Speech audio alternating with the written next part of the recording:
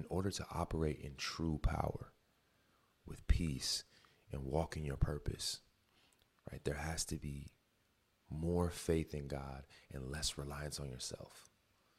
You need God.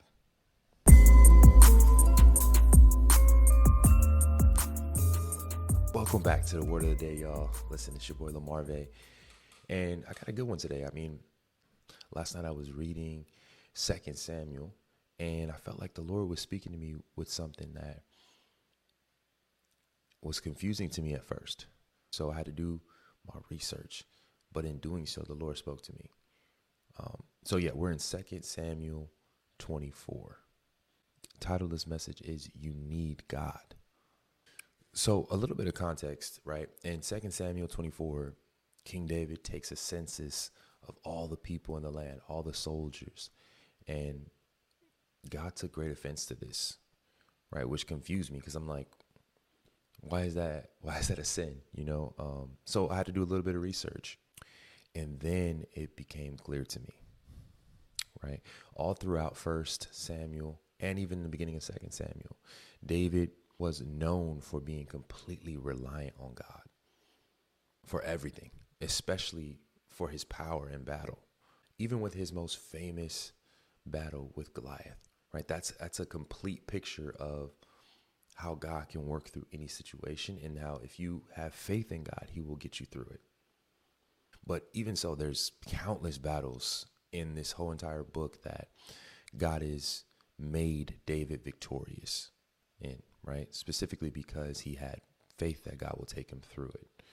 And he was the most famous man in all of Israel, partly because of his success in war.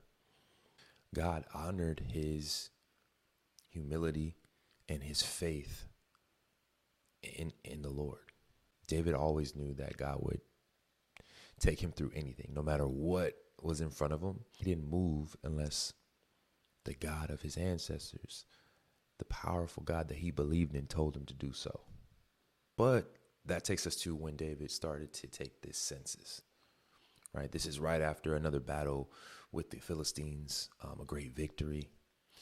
And David is kind of feeling himself, and by him taking a census of all the people in the land, all the soldiers, he did it with the intent to strengthen his royal power and his ego, and to diminish his reliance on God, implying that he didn't need God anymore to fight his battles, that he was big enough and that he could find the power within himself and in the physical world to do so.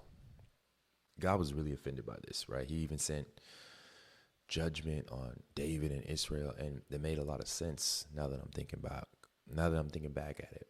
But I love David. I think all throughout he's mentioned in scripture, he just reminds me of us, of myself, right? He has the most human qualities, but yet he's still seeking after God, and God honors him, and God knows exactly who he is through every situation. So even when he messes up, there's still a relationship there, and God deals with him in a way that is specific to his servant David. And I feel like God does that with us, because there has been plenty of times in my past where I found myself putting faith in things to get me through a difficult situation or a season in my life where I need to just maybe hold on to something and not give it to God because I don't know. And that just shows an unbelief, right? That's not faith. Pull out an example in my past of money. If I was in a tight situation financially, if my first thought wasn't to give back to the Lord or to tithe or to give to someone in need, it was to let me hold on to this, and when I get enough money, I will tithe. But that's such a backwards mentality. You should be giving things back to the Lord because it shows you that money has no power over you. Only God has that power, right? You can't serve God and money. You have to serve God alone, and money can't lord over you. I should have put my faith in the Lord, an expectation that he's going to be who he always is, and who he always was, and who he always will be. Your humility in situations is always going to be your strong suit. When you can humble yourself and ask him to see you through a situation, he'll honor that. putting your faith in physical things or the physical reality is always going to let you down. So I would challenge you that the next time you're gearing up for a battle or a new season in your life, make sure that your faith is in God and God alone. Take everything to Christ. Lay it at his feet and ask him to bless that situation and to see you through it, in expectation that he will do it with abundance, and see what happens. Because God, the God we serve, he's faithful, merciful, forgiving, loving, and cares for you, right? Because even in this passage with David, when David realized he was wrong and he came back to God and admitted his sin, God forgave him, right? And brought him back into his arms. But there was a consequence to his actions. Because if God didn't deal with you in that way, then you wouldn't be truly his child. But after that, God is still there, and he never left David. And the same is true with us.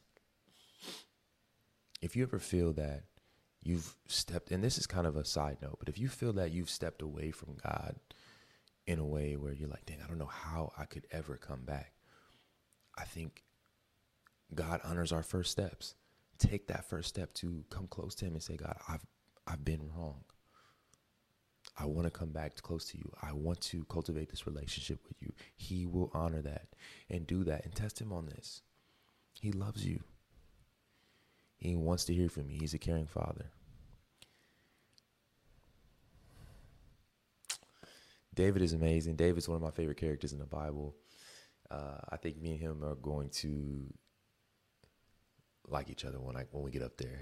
When I get up there, I'm definitely up to say what's up to David. So yeah, that has been the word of the day. Same time tomorrow.